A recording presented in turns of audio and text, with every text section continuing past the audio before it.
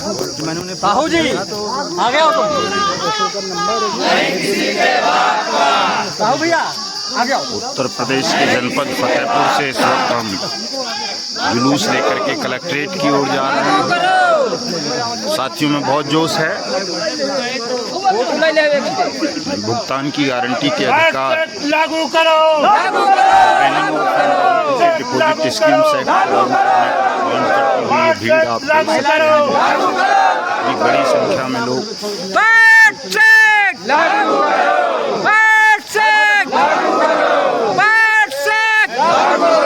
पैसा हमारा आपका, पैसा हमारा आपका, पैसा हमारा आपका, पैसा हमारा आपका,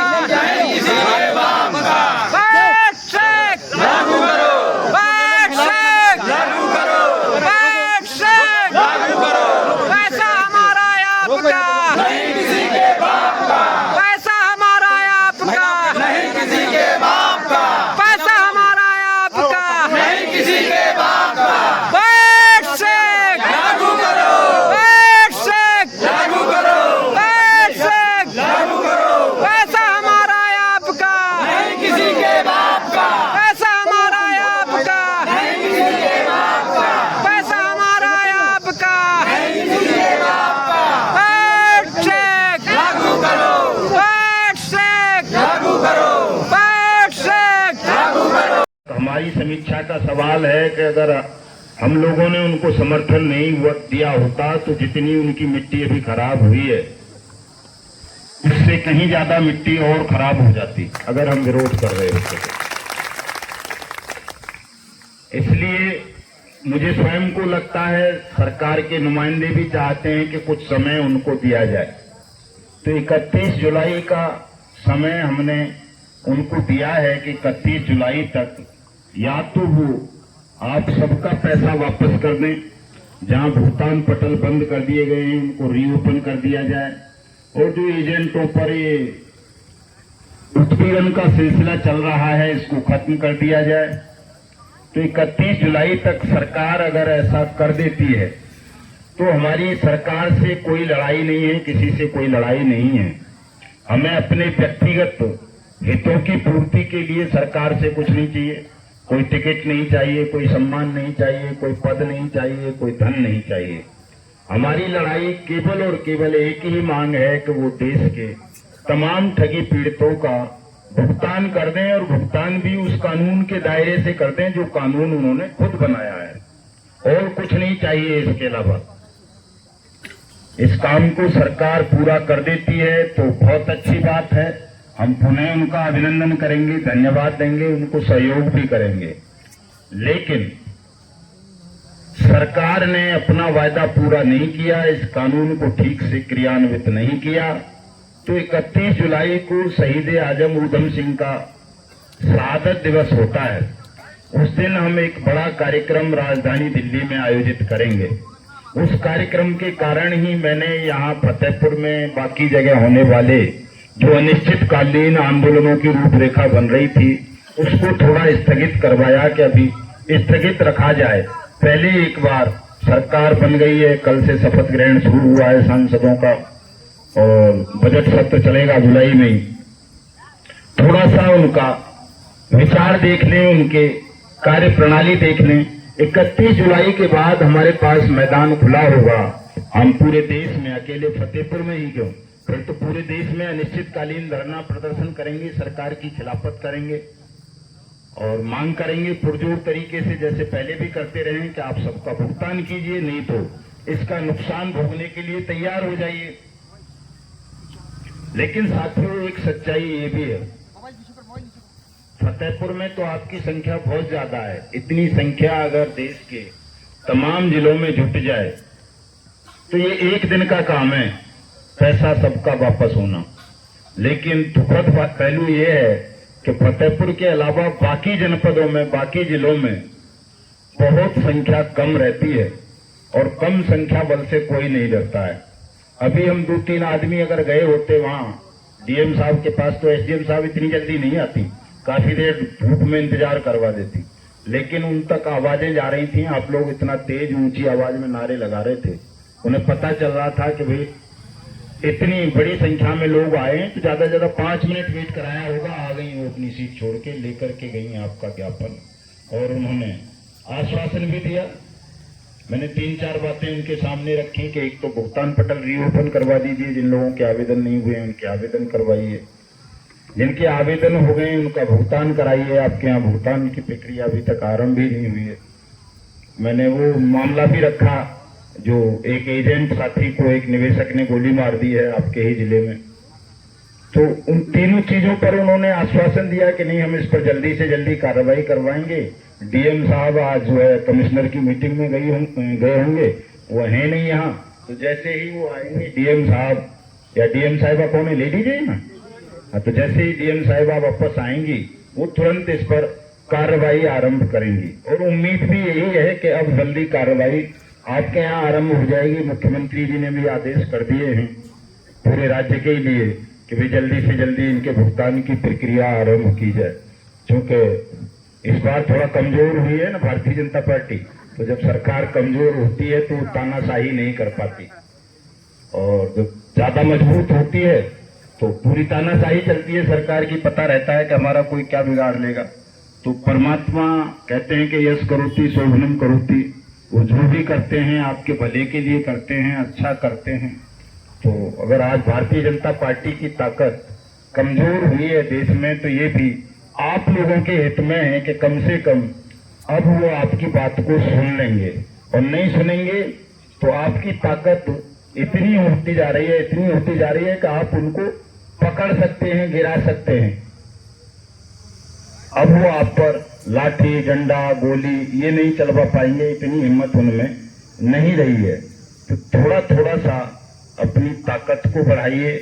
आप लोग बहुत कष्ट झेल रहे हैं, मुसीबत झेल रहे हैं, और ये कष्ट तो भगवानों को भी झेलने पड़े हैं देश में, नहीं झेलने पड़े। राम भगवान थे बेचारे वन वन भटकते रहे, कृष्ण भगवान थे वो बेचारे मथुरा ही छोड़ के भाग के जाना पड़ा, कितने कष्ट भोगने पड़े, कोई भी पकड़ लेता था, लड़ लेता था। बुद्ध को बीवी बच्चे ही छोड़ के भाग जाना पड़ा, बुद्ध की जमीन पर बैठे हुए लोग हो। महावीर के कपड़े छीन लिए लोगों ने। तो कष्ट जो विधाता ने लिख दिया है, वो कहते हैं ना वो कि उसमें जो है कोई फेरफार नहीं कर सकता। पत्ता भी बिना ईश्वर की मर्जी के हिलता नहीं है। तो हम और आप सब लोग जो ये दुख भोग रहे हैं, कष्ट भोग रहे हैं, इसके पीछे भी विधाता की कोई निश्चित रूप से बड़ी योजना होगी जो आज हमें नहीं दिख रही है सबको, लेकिन मुझे दिखती है कि वो योजना क्या है। मैं कहता हूं ना, ठगमुक्त बेईमान रहित भारत का निर्माण करेंगे, लेकिन उससे पहले एक लघुना ये आ जाता है कि सब लोगों का भुगतान कराएंगे। बात एक ही है, कैसे भी देख लो उसको, भुगतान हो गया आप सबका पहले, तो ठगमुक्त बेईमान रहित भारत बन जाना है। और पहले भुगतान नहीं हुआ, पहले कहीं ऐसा हालात बने, परमात्मा ने यही सोच रखा हो कि क्रांति करवानी है हिंदुस्तान में इन ठगी पीड़ितों से, पहले हिंदुस्तान को ठगमुक्त बेईमान रहित बना देते हैं, तो वो तो क्रांति से ही बनेगा। तो अगर क्रांति परमात्मा ने लिख दी है हमारे देश के नसीब में, हमारे और आपके सबके नसीब में, तो 31 जुलाई के बाद उस क्रांति की तैयारी करेंगे और पहले ठगों को और बेईमानों को हिंदुस्तान की शासन सत्ता सोसाइटी जिन्होंने लोगों को भिन्न भिन्न प्रकार की जमा योजनाएं, इंश्योरेंस के नाम पर, हाउसिंग के नाम पर, रोजगार के नाम पर तरह तरह के प्रलोभन लेकर के ठग रहे हैं। और ऐसे ऐसे लोग हैं जिनका ऐसे लोग हैं जिनका कई कई करोड़ रुपए की ठगी हुई है। ऐसे भी लोग हैं 10,000, 10,000, 5,000 की भी हुई। सभी तरह के लोग हैं दूर से लेकर के अमीर तक इन ठगी की घटनाओं का शिकार हुए हैं। और सरकार ने इन तमाम कंपनीज को बैन कर दिया है। मतलब ठगी का शिकार से मतलब ये नहीं है कि कोई कंपनी पैसे लेकर के भाग गई साहब। बहुत सारी कंपनीज के जो विक्टिम हैं वो ऐसे हैं जिन्हें बैनिंग एक्ट बना करके सरकार ने बैन कर दिया कि वो गैरकानूनी रूप से जमा योजनाएं चला रही हैं। तो उसी एक्ट में सरकार ने ये प्रोविज़न भी किया है कि जिन लोगों का पैसा किसी कंपनी में फंसा रह गया है, वो कंपनी बैन कर दी है या भाग गई है डर की वजह से, तो उनका पैसा सरकार वापस करेगी, जिला कलेक्टर के माध्यम से वापस करेगी। बाकायदा एक एक्ट बनाया है the banning of unregulated deposit schemes act 2019, जिसे हिंदी में अनियमित जमा योजनाएं पाबंदी अधिनियम 2019 भी हुई। उस कानून में सरकार ने ये गारंटी दी है कि वो जो भी ठगी पीड़ित हैं उनके लिए एक भुगतान पटल की स्थापना करेगी उनके ज़िले में तहसील स्तर पर। वहाँ उनसे आवेदन आमंत्रित किए जाएंगे, आवेदन लेंगे और 180 दिन में उस आवेदन पर कार्रवाई करते हुए सरकार उसकी जमा राशि का 2 से 3 गुना पैसा टर्म्स कंडीशंस के आधार पर वापस कर देगी। यहाँ फतेहपुर में लगभग 2 साल हो गए भुगतान पटल की स्थापना हुई, लेकिन अभी तक किसी का कोई पैसा वापस नहीं किया, जिसके विरोध में आज का हमारा ये कार्यक्रम था। और जो परमानेंट भुगतान पटल की स्थापना होनी चाहिए उसे बंद भी कर दिया गया। मदन लाल जी एक चीज़ जानना चाहेंगे, जैसा कि अभी मैं एक भाई साहब से बातचीत हुई तो उन्होंने बताया कि लगभग 3 लाख लोग हैं और उन्होंने 42 करोड़ लोगों से ठगी की है पूरे देश में। इस तरह की जितनी भी कंपनियां हैं, ये इतना बड़ा स्कैंडल हो गया, इतने छोटे छोटे लोगों से। कोई इसमें कोई श्रमिक हैं, कोई फावड़ा चलाते हैं, कोई इस तरीके से अन्य कार्य करते हैं कि मुश्किल से अगर 5,000 6,000 भी अपना एकत्रित कर पाते थे, 5-6 हज़ार रुपये भी एकत्रित कर पाते थे तो भी जाकर कंपनी में डाल देते थे। और इस उम्मीद के साथ कि हमें कुछ इससे लाभ मिलेगा। और सीधी बात है भाई, हर आदमी चाहता है कि उसका कहीं ना कहीं से विकास हो, आर्थिक विकास हो, सामाजिक विकास हो। ये जो चीज़ें हुई, इतनी बड़ी संख्या में लोगों को प्रभावित किया गया, ये सब चीज़ें हुई, क्या आपको नहीं लगता कि ये उस समय भी मांग उठाई जा सकती थी कि इसके पेपर कहाँ है कंपनी का और किस तरीके से कंपनी संचालित हो रही है? नहीं, कंपनी के पेपर वगैरह तो सब थे, सरकार ने उनको लाइसेंस दिए थे, रजिस्ट्रेशन दिए थे, ऐसा थोड़ा ही कागज़ नहीं थे, सब कुछ था, लेकिन उनको गैर कानूनी घोषित कर दिया गया क्योंकि वो जिस चीज़ के लिए उनके पास लाइसेंस था उस काम को ना करके अतिरिक्त काम करने लगी। ये बाकायदा रोजगार मेलों में चीफ मिनिस्टर्स ने उन कंपनीज को उद्घाटन दिया है, प्रधानमंत्री ने दावा किया है कि मैंने इतने लोगों को जो है रोजगार दे दिया इस कंपनी के माध्यम से। ऐसी कई सारी कंपनी है, सहारा इंडिया जैसी कंपनी है जिसमें तमाम प्रधानमंत्री जा के शिरकत करते थे, देश के बड़े बड़े cricketer, hero heroine. EACL pulse है, राजनीतिक लेवल तक के आदमी उसमें तमाम गवर्नर जो है काउंसलिंग डायरेक्टर थे। तो वो रिटेल मार्केटिंग है, मतलब इन्होंने पैसा लिया लेकिन अन्यत्र उसको कहीं लगा दिया। हाँ। जो करना था वो नहीं किया। हाँ। मदन जी एक चीज़ बताइए, फतेहपुर जनपद में कितने लोगों का कितने करोड़ होता है? लगभग 10 लाख लोग हैं यहाँ जो पीड़ित हैं, विक्टिम हैं। तो 10 लाख का आप मान लीजिए कि जो है 50,000 करोड़ से 1 लाख करोड़ फतेहपुर में देश का टॉप का जिला है जिसमें सबसे ज़्यादा ठगी पीड़ित है। फतेहपुर जिले में 1 लाख करोड़ की ठगी, आप समझ सकते हैं कि वो आंकड़ा है। अगर आप शून्य लगाने लगेंगे तो सामान्यतः आपकी शून्य लगाने की क्षमता खत्म हो जाएगी। अगर कोई व्यक्ति गिनती शुरू करेगा तो शायद महीनों में जाके गिनती पूरी, इतना पैसा फतेहपुर से चला गया। और ये जो बेचारे पीड़ित एकत्रित हुए महिलाएं हैं, यहाँ से दूरस्थ जगहों से आई हैं, जैसा कि आप वीडियो में देख सकते हैं, जो भीड़ है यहाँ पर आए हैं इस उम्मीद के साथ कि आखिरकार जो 2 वर्ष पहले एक योजना बनाई गई थी, एक कानून बनाया गया था कि जो भी उनसे नुकसान हुआ, जो भी ठगी की गई वो वापस आएगी, लेकिन अभी तक ऐसा नहीं हुआ है। और यही कारण रहा है कि आज मदन जी के नेतृत्व में यहाँ पर एक बैठक हुई है, जिसमें सारे लोग मौजूद थे। सभी लोगों ने एक मांग की है कि इसको जल्दी से जल्दी शुरू किया जा सके, जिससे जिन लोगों की, कई लोग बेचारे मिले जो कह रहे हैं कि हमारी बिटिया की शादी होनी थी, हमने पैसा जमा कर दिया। कुछ लोग बताए कि हमें तो जो है अपनी बीमारी के लिए लगाना था लेकिन पैसा नहीं मिल पाया। उन सभी ज़रूरतमंद लोगों को जिनको पैसे की ज़रूरत थी, कंपनियां पैसा लेके चली गई लेकिन पैसा नहीं मिल पाया। और अब मदन जी ने जिस तरीके से आवाज़ उठाई है, उम्मीद जताई जा सकती है कि आने वाले दिनों में इन सभी पीड़ितों को इसका लाभ जरूर मिलेगा। बने रहिए आप मीडिया हाउस के साथ, जो अपडेट्स को हम पहुँचाते रहेंगे। फतेहपुर से मीडिया हाउस के लिए आशीष, धन्यवाद।